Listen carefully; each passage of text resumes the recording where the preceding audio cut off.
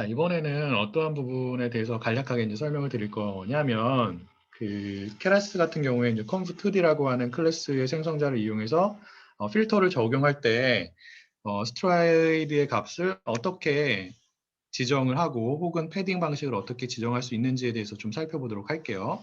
그래서 여기서 새로운 CNN 모형을 구축하기 위해서 시퀀셜 클래스를 이용해 가지고 새로운 객체를 생성을 했습니다. 그래서 요거는 모델 1이라고 되어 있고요. 그래서 모델 1은 앞에서 우리가 살펴본 요 모델이라고 하는 객체와는 다른 객체가 되고요. 다른 객체라고 하는 것은 모형이 다르다라는 것을 의미하는 겁니다. 그래서 새로운 모형을 구축을 하고 있는 거고요. 간단하게 설명을 드리기 위해서 다른 층들은 쌓지 않고 conv2d만을 쌓아가지고 필터만을 적용을 해보도록 하겠습니다. 그래서 나머지는 동일해요. 3 곱하기 3 곱하기 1에 필터를 32개를 적용을 한 거고 활성함수로 렐루를 사용을 한 거고요. 근데 다른 부분이 뭐냐면 이 부분이에요.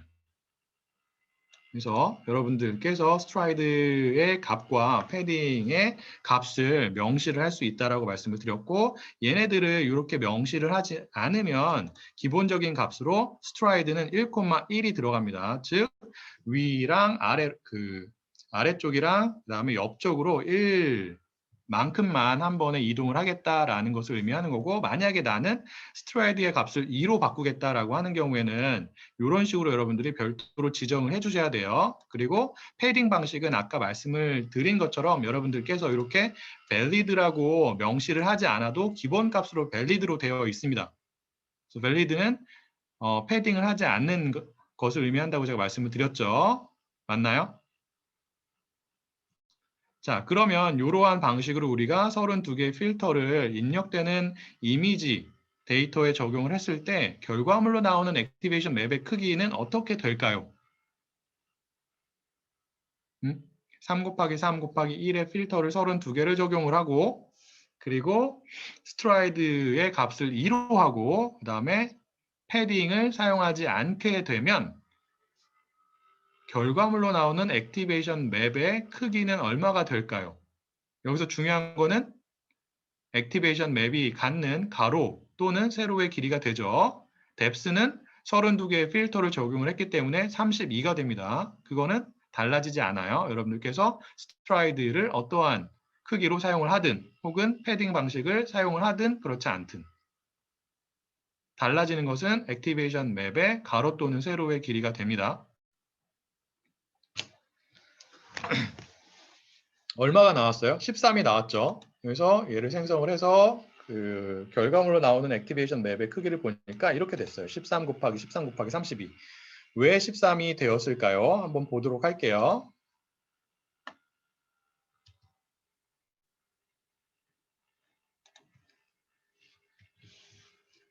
자, 입력되는 이미지를 보면 뎁스는 생략하고 설명을 하겠습니다. 가로와 세로의 길이가 28이 되는 거죠. 그래서 이렇게 28개의 칼럼이 있는 거고요. 그 다음에 28개의 로우가 있습니다. 이런 식으로 있겠죠. 여기에 몇 곱하기 몇의 필터를 적용하는 거예요. 3 곱하기 3의 필터를 적용하는 거죠. 그래서 필터를 우리가 색깔을 바꿔서 빨간색으로 표현을 해보도록 하겠습니다. 그러면 첫 번째 여기에 이렇게 적용이 되겠죠. 그리고 지금은 스트라이드의 값을 얼마로 했어요? 지금 얼마로 했죠? 스트라이드의 값을? 2로 했죠. 그러면 옆으로 2칸 이동한 다음에 여기에 또 다른 필터가 적용이 됩니다. 3 곱하기 3이 맞나요? 그러면 마지막에는 필터가 여기에 적용이 될 거예요. 너무 크네. 이렇게 적용이 되겠죠. 마지막에. 여기가 몇 번째 칼럼이 되냐면 27번째 칼럼이 됩니다. 왜 그래요? 여기가 첫 번째 2칸 띄고 세 번째 그 다음에 5번째 이렇게 이씩 더해져 가지고 필터가 적용이 되는 거잖아요. 그럼 마지막에는 27번째 적용이 되겠죠. 그리고 이전에는 25번째 칼럼에 적용이 됐을 거예요. 근데 27번째를 보면은 여기가 있어요, 없어요? 3 곱하기 3 필터가 딱 맞아 떨어지나요? 아니면 모자른 부분이 있나요? 마지막에 맞아떨어지지 않아요. 맞아요? 이미지 부분이 더 작다고요. 자, 그러면 패딩을 하지 않으면, 즉 패딩의 방식을 지금처럼 valid라고 이렇게 지정을 하게 되면 패딩을 하지 않는 거죠. 그럼 어떻게 되는 거예요? 이 부분의 데이터가 어떻게 돼요? 여기가 이미지가 갖고 있는 이 부분 두 개의 칼럼에 대한 정보가 어떻게 되는 거예요? 패딩을 하지 않으면 날아가는 거예요. 얘를 쓰지 않는다고요. 응?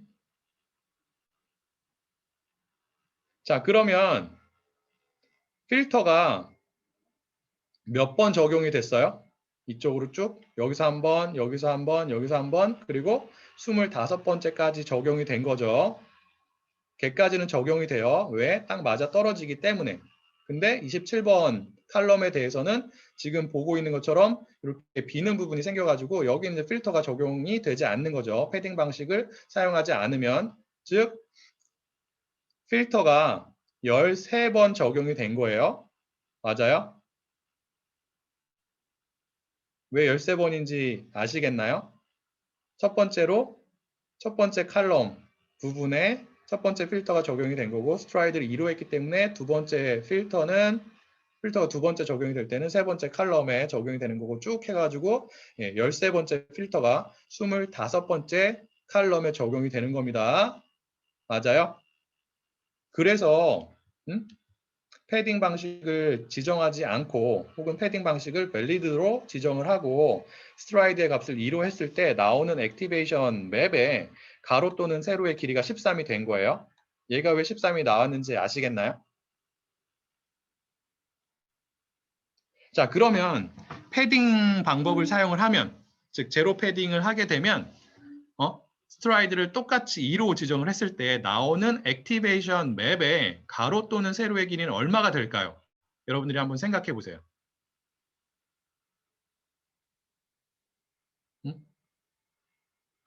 패딩 방식을 사용하면 모자른 부분이 없게 되는 거예요. 네. 14가 되겠죠. 마지막 부분도 적용이 되기 때문에 그래요. 그래서 패딩 방식을 사용을 하죠. 패딩 방식을 사용하기 위해서 이 밑에 있는 코드를 보시면 패딩 파라미터의 값으로 어떠한 값을 사용을 한 거예요? 어떠한 값을 사용을 하면 패딩 방식, 패딩을 사용을 하는 거죠. 우리가 패딩을 적용하게 되는 거죠. 패딩 파라미터의 값을 same으로 지정을 하게 되면 케라스에서는 패딩을 적용하게 됩니다. 어떠한 패딩을?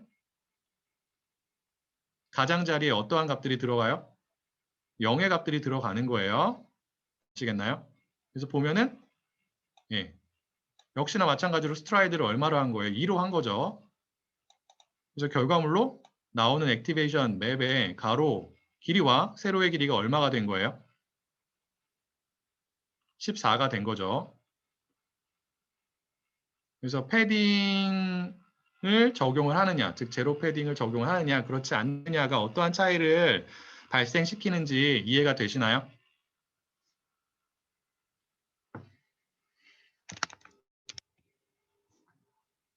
네. 그 다음에 이 부분은 그렇게 중요하진 않은데 이 밑에 부분 있잖아요.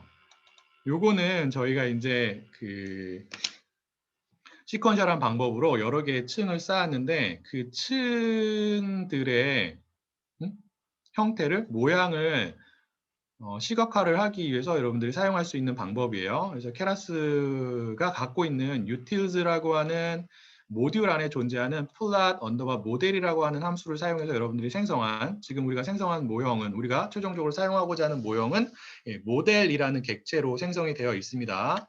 여기 위에 있는 애들 모델 1과 모델 2는 패딩 방식을 설명하기 위해서 제가 임시적으로 만든 객체들이 되고요. 얘네들은 우리가 최종적으로 사용하는 모델들이 아닙니다. 우리가 최종적으로 사용하는 모델은 어디에 저장이 되어 있냐면 모델이라고 하는 객체에 저장이 되어 있는 거고 그래서 그 모델이라는 객체에 저장이 되어 있는 우리가 사용하고자 하는 모형의 형태를 시각화를 하기 위해서 이 plot 언더바 모델이라는 펑션을 사용할 수가 있는데 얘를 사용해서 시각화를 하기 위해서는 여기 이렇게 나와 있는 지금 주석 처리가 되어 있는데 얘네들을 이용하셔가지고 이 세 개의 모듈을 추가적으로 여러분들께서 설치를 해주셔야 돼요. 어떻게 설치할 수 있어요? 명령 프롬프트 창에서 설치를 해주시면 됩니다. 한번 해볼까요? 이게 또 안 되시는 분들이 있으실 것 같아가지고, 왜냐하면 이 핍, 그러니까 아나콘다를 설치하실 때 그 환경을 세팅을 조금 잘못하시면 여러분들께서 명령 프롬프트 창에서 핍 명령어를 사용을 했을 때 인식을 못하는 문제가 발생을 해요. 그런 분들은 일단 아나콘다 프롬프트를 사용하셔가지고 설치를 하시면 됩니다. 그래서 cmd를 치시고 첫 번째로 파이 모듈을 인스톨을 하죠. 하고 엔터를 치시면 인스톨이 됩니다. 저 같은 경우는 이제 설치가 되어 있어가지고 뭐 이런 식의 메시지가 나오는데 설치가 안 되신 분들 같은 경우는 이제 설치가 될 거예요. 나머지들도 설치를 하시면 돼요.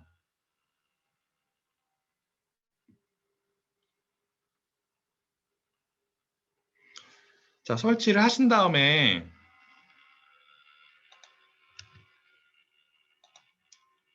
이 코드를 실행시키면 바로 이게 나올 수도 있고 그렇지 않고 설치를 하신 다음에 지금 이 주피터 노트북을 실행하고 있는데 실행을 하고 있는 주피터 노트북을 종료를 한 다음에 다시 실행을 시켜야지만 이 시각화 결과가 제대로 나올 수도 있습니다. 그래서 이거는 여러분들께서 직접 한번 해보시면 돼요. 이렇게 중요한 부분은 아니기 때문에 우리의 모형이 이렇게 생겼다라는 것을 서머리 펑션을 가지고 볼 수도 있겠지만 좀 더 예쁘게 이렇게 볼 수도 있죠. 그렇게 예쁘진 않지만.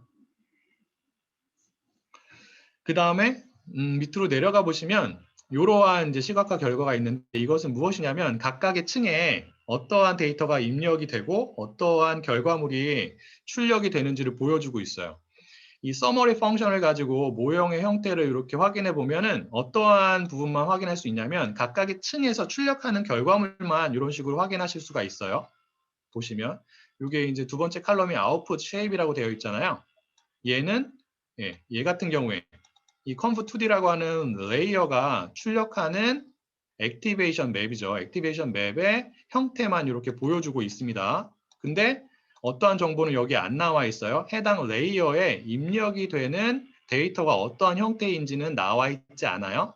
그래서 여러분들이 만약에 각각의 레이어에 입력이 되는 데이터의 형태까지 궁금하다라고 하는 경우에는 여기 밑에 있는 것처럼 plot 언더바 모델이라고 하는 펑션을 사용하시면 되고 파라미터 중에 해당 펑션이 갖는 파라미터 중에서 show 언더바 shapes라고 하는 파라미터가 있는데 얘의 값을 true로 설정을 해주시면 각각의 층에 입력되는 데이터의 형태와 출력되는 데이터의 형태를 모두 다 확인하실 수가 있고요. 보시면 input 레이어는 저희가 쌓지 않았죠. 그럼에도 불구하고 기본적으로 인풋 레이어가 여기 추가되어 있는 것을 여러분들께서 확인하실 수가 있습니다. 그래서 인풋 레이어는 어떠한 역할을 하는 거예요? 데이터를 입력을 받아서 그대로 출력하는 역할을 하는 거죠. 지금 어떠한 데이터를 입력을 받아요? 이미지 데이터 하나를 입력을 받는 거예요. 각각의 층에서, 각각의 그 모형에서. 그래서 우리가 입력 받는 이미지 하나의 크기가 지금 보면은 28 곱하기 28 곱하기 1 형태가 되는 거죠. 입력층이기 때문에 그렇게 입력받은 이미지 하나에 대한 데이터를 그대로 출력을 한다고요. 보시면. 맞나요? 그게 그 다음에 conv2d, 필터가 적용이 되는 층의 입력값으로 그대로 넘어오는 거예요. 그래서 여기에 하나의 이미지에 우리가 3 곱하기 3 곱하기 1 필터 32개를 적용해서 이러한 결과가 나오는 거죠. 이게 하나의 액티베이션 맵이라고 얘기를 했습니다. 왜 이렇게 나오는지는 앞에서 설명을 드린 거고요. 그러한 액티베이션 맵이 이제 다음 층으로 넘어가서 맥스 풀링이 적용이 되는 거고, 그래서 맥스 풀링 2D 레이어를 저희가 사용을 했잖아요. 맥스 풀링 적용하기 위해서 그래서 해당 레이어에 입력이 되는 데이터의 형태 얘는 앞에 있는 레이어가 넘어온 게 되는 거죠. 그래서 26 곱하기 26 곱하기 32라고 하는 액티베이션 맵이 이전 층에서 넘어와 가지고 맥스플링 2D라고 하는 층의 입력값으로 사용이 된 거고 그 데이터에 맥스플링을 적용하고 나니까 어떠한 결과물이 출력이 된 거예요. 어떠한 형태 13 곱하기 13 곱하기 32 형태의 결과물이 출력이 된 겁니다.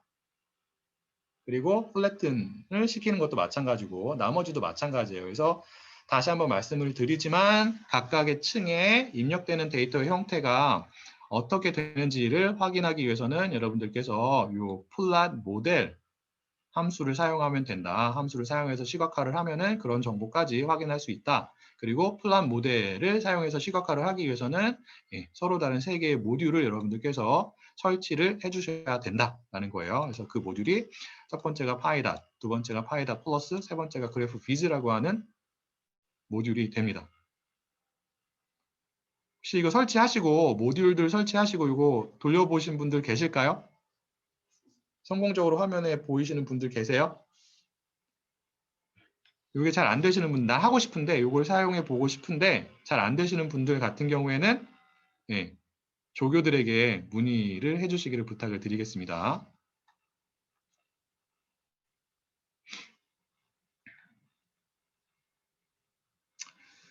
자, 모형을 구축한 다음에 그 다음에 해야 되는 거는 기본적인 신경망을 사용할 때 우리가 했던 것과 동일합니다. 즉, 컴파일 펑션을 사용해서 옵티마이저를 지정을 하고요. 여기서는 어떠한 옵티마이저를 사용하고 있는 거예요? RMS 프랍이라고 하는 옵티마이저를 사용을 하고 있는 거고 그 다음에 러닝 레이트의 값을 이런 식으로 0.001 보통 이미지 데이터 분석에서는 기본적인 값으로 러닝 레이트의 값을 0.001을 사용을 합니다.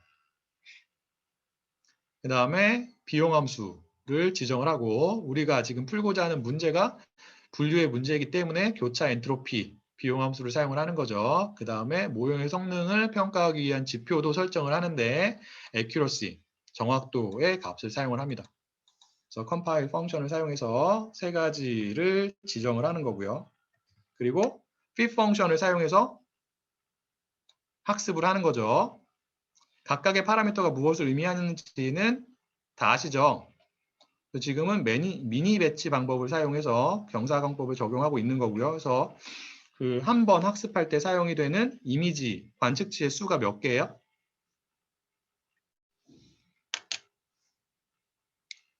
한 번 파라미터의 값이 업데이트가 될 때 사용이 되는 관측치, 여기선 이미지죠. 하나의 관측치가. 그래서 이미지의 수가 128이 되는 겁니다. 그리고 전체 학습 데이터를 몇 번 반복해서 학습을 하는 거예요.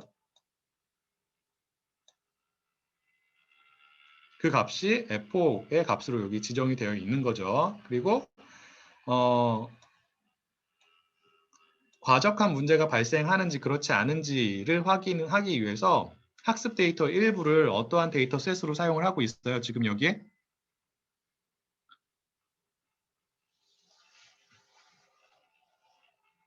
어떠한 데이터 셋으로 사용을 하고 있죠? 과적한 문제가 발생하는지 그렇지 않은지를 확인하기 위해서 검증 데이터 셋으로 사용을 하고 있어요. 그래서 검증 데이터 셋을 사용하기 위해서 fit이라고 하는 펑션이 갖는 파라미터 중에 validation underbar split이라고 하는 파라미터가 있습니다. 얘를 우리가 사용을 하게 되는 거죠. 그래서 그 파라미터의 값으로 0.1을 지금 지정을 한 거고요. 이 얘기는 뭐예요? 전체 학습 데이터의 몇 %를 검증 데이터로 사용을 하겠다? 20%를 검증 데이터로 사용을 하겠다는 뜻이에요. 그래서 학습을 시키면 됩니다. 10이 좀 크기 때문에 여러분들은 10으로 해보세요. 속도가 그렇게 빠르지 않아서 시간이 어느 정도 걸리거든요. 그래서 5로 하고 돌려볼게요.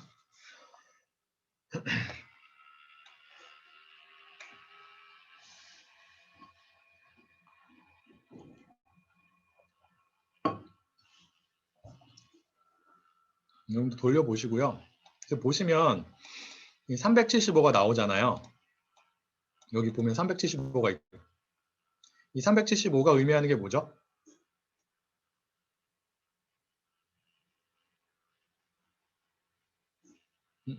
줌이 좀 이상한데? 제 목소리 잘 들리시나요? 줌이 잠깐 이상했는데 제 컴퓨터에서.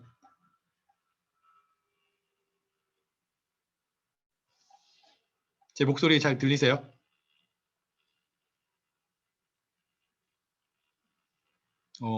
줌이 조금 이상한 것 같은데.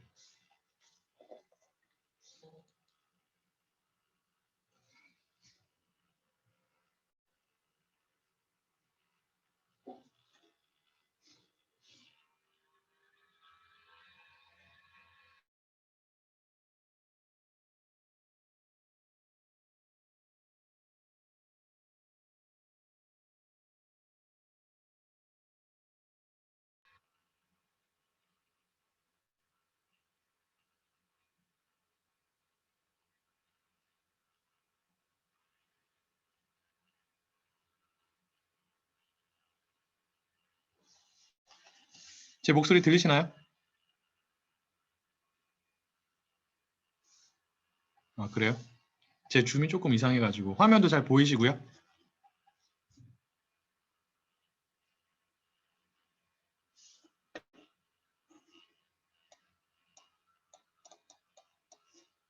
채팅이 잘 안 되네.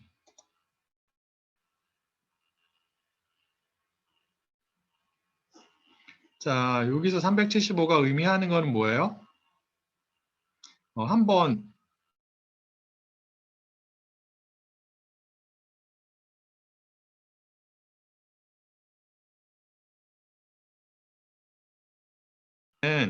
업데이트의 횟수가 됩니다. 그래서 학습 데이터를 한번 사용할 때 375번의 업데이트가 발생을 하는 거죠. 저희 죄송한데 제 줌이 조금 이상해서 제가 나갔다 올게요. 아닌가? 되나?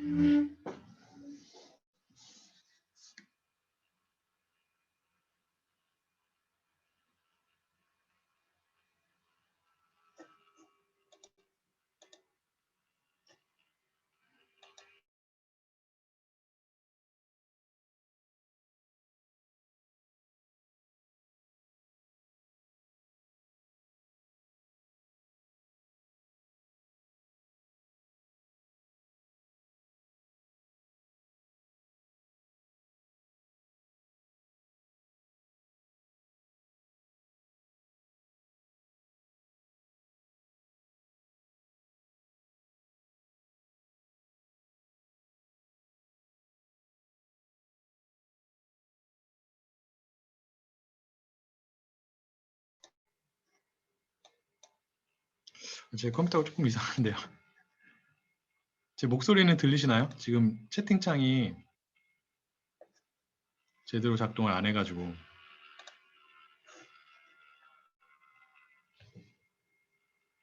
네. 네, 죄송하고요.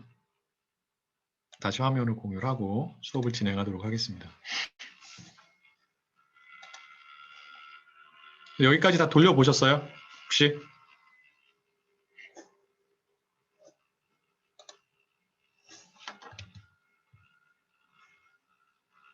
화면 보이시죠?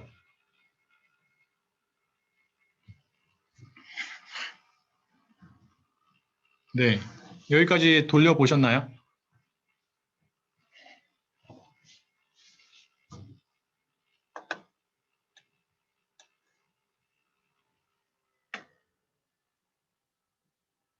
아직 돌리고 계세요? 아니면 돌려보셨어요?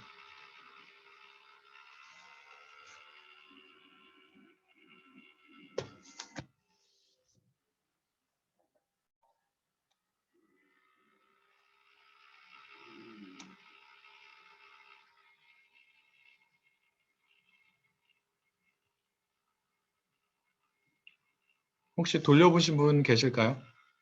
네, 알겠습니다. 네, 답변이 없으셔가지고.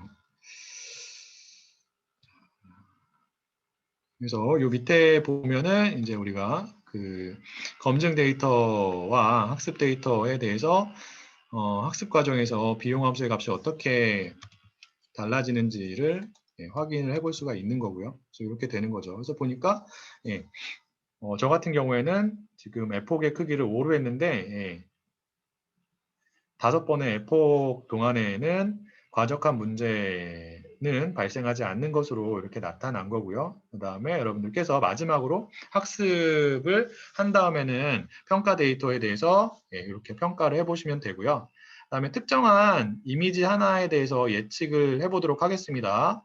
그래서 지금은 평가 데이터 셋에 존재하는 첫 번째 이미지 에 대해서 이미지의 종속 변수가 얼마인지 한번 예측을 해보도록 하겠는데 첫 번째 이미지를 화면에 출력하면 여기 이제 C 맵의 값으로 그레이 언더바 R을 썼는데 그냥 그레이를 쓸게요. 그러면 이렇게 7의 숫자를 담고 있는 이미지가 되는 거고 요거에 대해서 어떠한 펑션을 사용해 가지고 predict 펑션을 사용해서 이런 식으로 예측을 하게 되면 어떠한 결과가 나오냐면 이러한 결과가 나오죠. 그래서 이 이미지에 대해서 종속 변수가 0부터 9까지 각 값을 가질 확률이 얼마인지가 이렇게 나온 거예요. 그래서 첫 번째 값은 0일 확률, 요거는 1일 확률 이렇게 나온 거고 보니까 7일 확률이 제일 크게 나온 거죠. 예측이 잘 됐다라는 것을 여러분들께서 확인을 하실 수가 있습니다.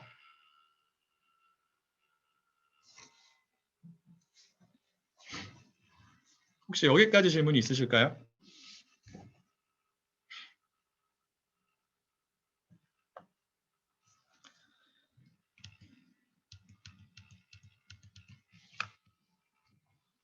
자, 질문이 없으시면 다음 코드에 대해서 간략하게 설명을 드릴 텐데 다음에 어떤 거냐면 그 mlist cnn example2라고 하는 주피터 노트북 파일을 보시면 지금까지 우리가 살펴본 코드에 있는 내용을 보면 그 conv2d 레이어를 하나만 적용을 했잖아요. 즉 필터를 적용하는 작업을 우리가 한 번만 수행을 했었는데 동일한 작업을 필터를 적용하는 작업을 여러 번 반복해서 수행할 수 있다라고 제가 말씀을 드렸어요. 그래서 그러한 작업을 어떻게 하면 되는지를 새로운 코드를 가지고 잠깐 보여드리도록 하겠습니다. 별건 없죠.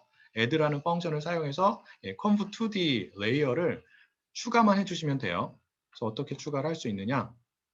그래서 요 파일의 이름이 cnn mlist example2라고 되어 있는데 이 파일을 보면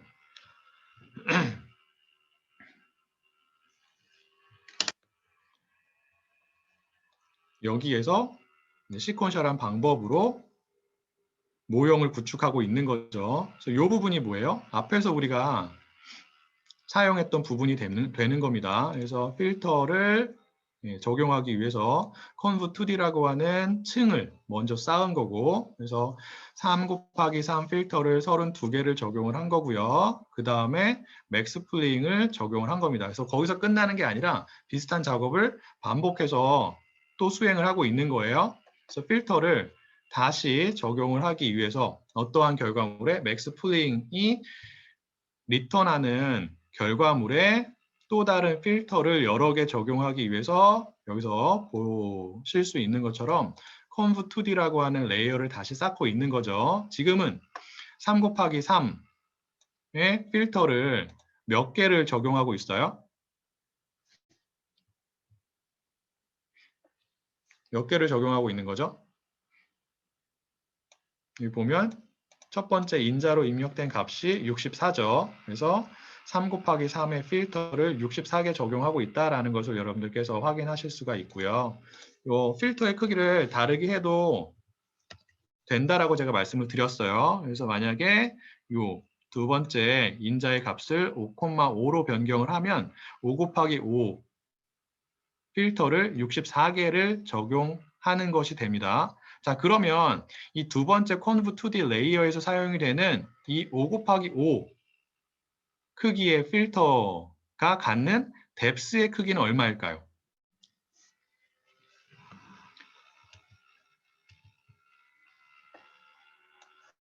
자, 뎁스의 크기는 얼마가 되죠? 여기서 사용이 되는 필터가 갖는 뎁스의 크기.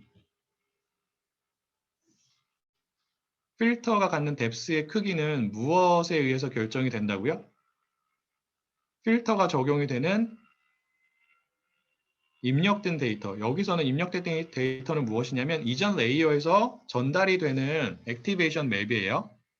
이전 레이어에서 전달이 되는 넘어오는 액티베이션 맵의 뎁스에 의해서 해당 액티베이션 맵에 적용이 되는 필터가 갖는 뎁스의 크기가 자동으로 결정이 됩니다. 즉 맥스플링 2D라고 하는 레이어가 전달하는 액티베이션 맵이 갖는 뎁스의 크기는 지금 얼마예요?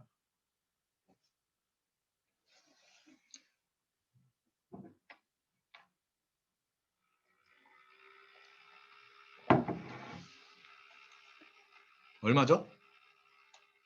32죠. 맞습니다. 그래서 이 두 번째 컨브 2D 레이어에서 사용이 되는 필터가 갖는 뎁스의 크기가 아이고 죄송해요. 얼마가 된다고요? 32가 되는 거죠. 그 다음에 맥스플링을 다시 한번 적용할 수도 있고 이번에는 설명을 위해서 에버리지 플링을 적용하고 있습니다. 이런 식으로 에버리지 플링을 적용하시면 돼요.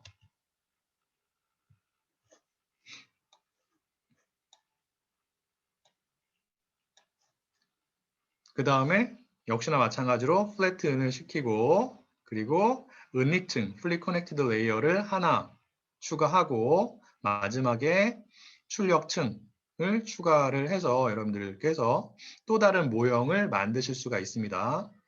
이 부분은 계속 그 동일한 코드를 사용하시면 되고 여러분들께서 만약에 나는 다른 형태의 CNN 모형을 사용하고자 한다라고 하는 경우에는 conv 2D를 계속해서 반복을 하시고 그리고 필요한 경우에는 maxpling 2D나 아니면 average pling 2D 레이어를 사용하셔가지고 풀링을 역시나 마찬가지로 여러 번 적용을 하시게 되면 여러분들이 원하는 CNN 모형을 만드실 수가 있습니다. 나머지 과정은 동일하기 때문에 여기서는 설명을 드리지 않도록 할게요. 혹시 이 부분에 대해서 질문이 있으실까요?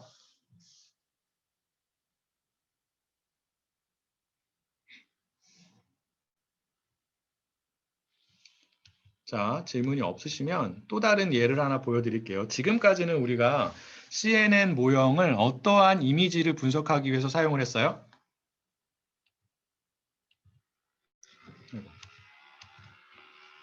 어떠한 이미지를 분석하기 위해서? 흑백 이미지죠. 맞아요. 그래서 흑백 이미지는 뎁스가 1인 이미지라고 생각할 수 있다라고 말씀을 드렸고요. 지금은 칼라 이미지의 CNN 모형을 어떻게 적용할 수 있는지를 살펴보도록 하겠습니다. 크게 다르지 않아요. 지금까지 했던 것과 입력대에는 그 이미지 데이터가 갖는 뎁스의 크기만 달라지는 거죠.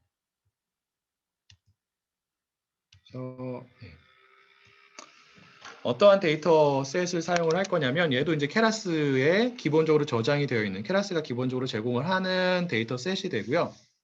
여기서 사용하고자 하는 데이터 셋은 CIFAR 10이라고 하는 데이터 셋이 되는데 뭐 영어로는 CFAR 이렇게 하는데 한국말로 CFAR라고 하면 조금 이상하니까 CIFAR라고 하겠습니다. CIFAR 10 데이터 셋에 존재하는 이미지 데이터를 분석할 거고요. 어떠한 모형을 이용해서 CNN 모형을 이용해서 그리고 해당 데이터 셋에는 몇 장의 사진이 칼라 사진이 저장이 되어 있냐면 여기 나와 있는 것처럼 6만 개의 칼라 사진이 저장이 되어 있고요. 각각의 그 사진 같은 경우에는 32 곱하기 32 그리고 칼라 이미지이기 때문에 뎁스가 3인 데이터로 표현이 되어 있습니다. 그리고 역시나 마찬가지로 종속 변수가 취할 수 있는 값의 수가 10이 되는 거예요. 그리고 각각의 클래스, 각각의 값에 대해서 6,000장의 사진이 저장이 되어 있고요. 이러한 데이터 셋에 존재하는 이미지를 분석하는 코드는 제가 전달을 해드린 파일 중에서 CNN 사이파르 10 심플이라고 하는 주피터 노트북 파일에 저장이 되어 있습니다.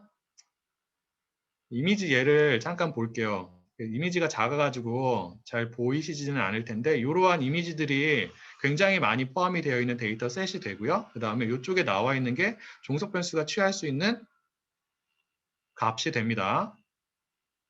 그래서 여기 있는 사진들의 종속 변수가 에어플레인이 되는 거고, 여기 있는 사진들의 종속 변수가 오토모빌, 자동차가 되는 거고, 여기 있는 사진들의 종속 변수가 bird, 새가 되는 겁니다. 그래서 우리가 사용하는 데이터 셋에는 종속 변수의 값이 이렇게 문자열, 텍스트로 저장이 되어 있는 게 아니라 숫자로 저장이 되어 있어요. 그래서 에어플레인이 0으로 저장이 되어 있고요. 오토모빌이 1로 저장이 되어 있고, bird가 2로 이렇게 되어 있어요. 그래서 트럭이 9로 되어 있겠죠. 그래서 여러분들은 분석을 하실 때 이렇게 숫자로 되어 있는 종속 변수의 값을 무엇으로 바꿔야 되냐면 원합 벡터로 바꿔야 되는 거죠.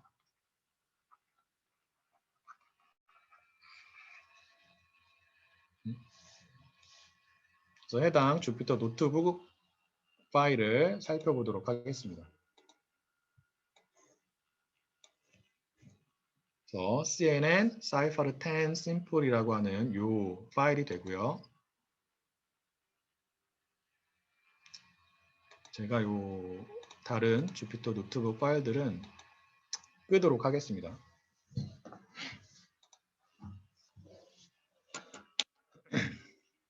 전반적인 순서는 동일합니다. 여기서는 시퀀셜한 방법으로 우리가 사용하고자 하는 모형을 구축하기 위해서 빌드라고 하는 사용자 정의 함수를 사용을 해서 좀 더 깔끔하게 표현을 한 거예요. 그 차이만 있습니다. 다른 차이는 없어요. 그래서 이 안에 있는 코드를 보시면 여러분들께서 그 흑백 이미지, 엠리스 데이터를 분석하기 위해서 사용했던 방식과 동일한 코드들이 들어가 있는 것을 확인하실 수가 있고요. 그래서 시퀀셜한 방법으로 층을 쌓기 위해서 시퀀셜 클래스의 생성자 함수를 이용해 가지고 해당 클래스의 객체를 모델이라고 하는 이름으로 생성을 하고 있는 거고요. 역시나 마찬가지로 add라는 펑션을 사용해서 각각의 층을 쌓고 있는 겁니다. 자, 여기에서 일단 먼저 conv2d 레이어를 쌓고 있는 거죠. 근데 이름이 달라졌죠. 저 앞에 코드를 보시면 conv2d 레이어를 쌓기 위해서 우리가 사용했던 레이어의 이름은 보시면 나와 있지만 conv2d예요. 근데 여기에서는 convolution 2D라고 되어 있죠. 얘는 conv2D랑 똑같은 레이어예요. 이름만 달라요. 그러니까 케라스의 conv2D 레이어가 서로 다른 이름 두 가지로 제공이 됩니다. 그것을 보여드리기 위해서 일부러 convolution 2D라는 이름을 사용해가지고 여기서 생성을 해본 거예요. 보통은 conv2D라고 하는 이름을 더 많이 사용을 합니다. 자, 여러분들께서 여기서 확인하실 수 있는 게, 확인해야 되는 게 무엇이냐면 흑백 이미지에 사용이 되는 conv2D 클래스의 생성자 함수에 입력이 되는 요 입력 값들하고, 그리고 칼라 이미지를 분석하기 위해서 사용이 되는 이 conv2D 클래스의 생성자 함수에 입력이 되는 입력 값들하고 차이가 없다라는 것을 아실 수가 있죠. 여기서도 3 곱하기 3 필터를 몇 개 적용하고 있는 거예요, 지금? 32개를 적용하고 있는 거죠. 맞나요? 그런데 여러분들이 기억을 하셔야 되는 게 무엇이냐면 지금 여기서 사용이 되고 있는, 적용이 되고 있는 필터 같은 경우에는 칼라 이미지에 적용이 되기 때문에 뎁스가 얼마인 필터가 되는 거예요?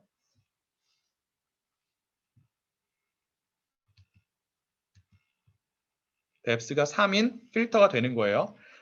자, 뎁스의 크기는 표현이 안 된다고요. 여러분들이 헷갈리시면 안 돼요. 아시겠나요? 그리고 흑백 이미지에 적용이 되는 필터는 역시나 마찬가지로 3 곱하기 3 가로와 세로의 길이만 명시해서 이 conv2d 클래스 생성자 함수의 인자로 전달이 됐지만 뎁스는 1이 되는 겁니다. 자동으로. 그래서 나머지는 다 비슷하고요. 여기는 추가적으로 어떠한 레이어를 우리가 더했냐면 드랍 아웃을 추가를 했습니다. 드랍 아웃이 어떠한 역할을 한다고요? 드랍 아웃은 어떠한 목적으로 사용이 된다고요? 과적합 방지를 위해서.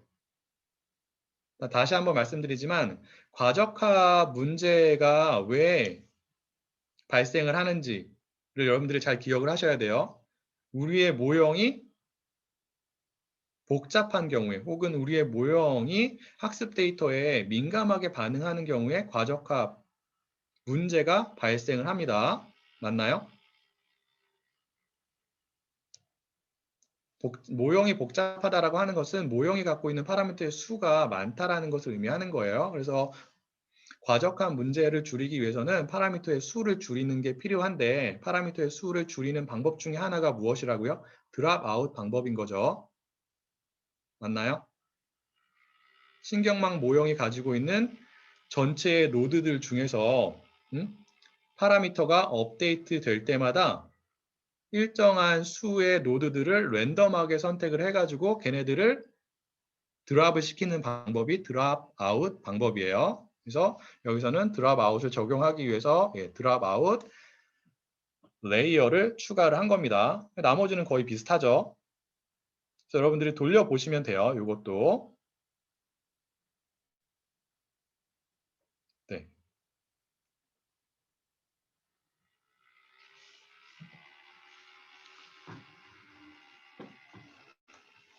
자, 돌려보시면 알겠지만, 자, 돌려보시고, 나머지는 다 동일하기 때문에 그냥 돌려보죠. 돌려보기가 조금 겁나는 게 오늘따라 제 컴퓨터가 더 버벅돼가지고 평소에도 좀 버벅되긴 하지만 조금 겁이 납니다.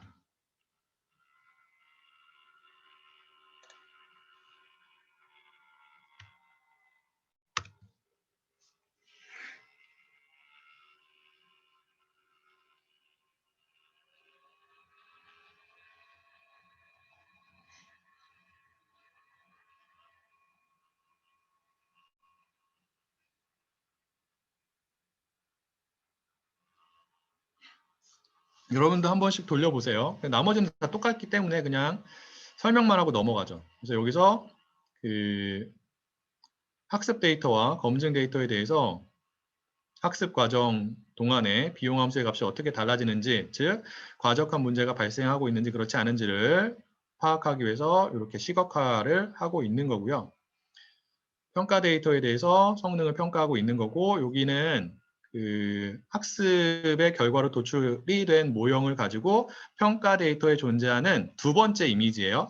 첫 번째 이미지는 육안으로 보기에 어떠한 이미지인지 어떠한 오브젝트를 담고 있는지 제대로 파악이 안 돼가지고 제가 두 번째 이미지를 이렇게 사용을 한 거고요. 자, 얘는 어떠한 오브젝트죠? 종속 변수의 값이 무엇일 것 같으세요? 이 이미지는 굉장히 흐릿하긴 한데 해상도가 낮아가지고 굉장히 흐릿하게 나온 거고요.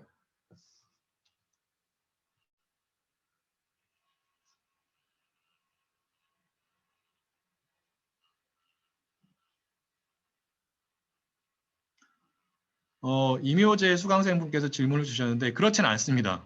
그냥 제가 임의로 숫자를 넣은 거예요. 그 드랍아웃 할 때 몇 퍼센트의 노드를 드랍을 시킬 것인지는 여러분들께서 그 결정을 하시면 되고, 이전 시간에 말씀을 드린 것처럼 보통은 0.5를 사용을 합니다.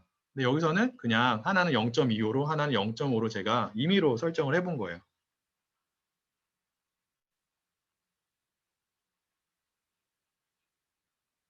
네. 자, 얘는 뭐예요? 어떤 이미지 같으세요?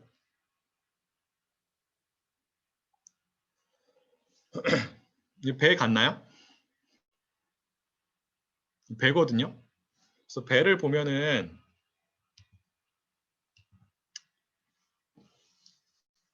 여기 있죠. 그래서 배 같은 경우에는 그 정답이 얼마로 지금 코딩이 되어 있냐면 8로 코딩이 되어 있습니다. 그래서 종속 변수의 값을 8로 제대로 예측을 하는지 한번 살펴보도록 할게요. 그래서 학습의 결과를 가지고 지금 버벅이는데 밑으로 내려가 보면 predict 펑션을 가지고 여기 냈네요. 예. 해당 이미지에 대해서 예측을 할 수가 있어요. 그래서 이게 나온 값이 무엇이냐면 종속 변수가 각 값을 취할 확률 값이 나온 거죠. 그래서 쉽은 8번째이기 때문에 8번째 값을 보면은 0.65 정도가 나왔죠. 그렇게 높진 않지만 예, 다른 값들에 대한 확률보다 더 크게 나와서 아마 최종적으로 이 이미지에 대한 종속 변수의 값은 쉬입으로 예측이 될 겁니다. 즉 8로 예측이 되는 거죠.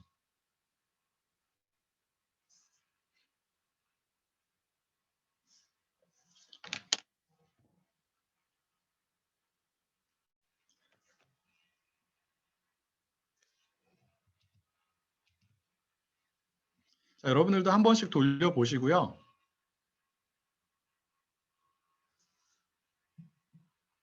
시간이 어느 정도 돼서 두 번째 시간은 일단 여기까지 하고 한 10분 정도 쉬었다가 계속해서 수업을 진행하도록 하겠습니다.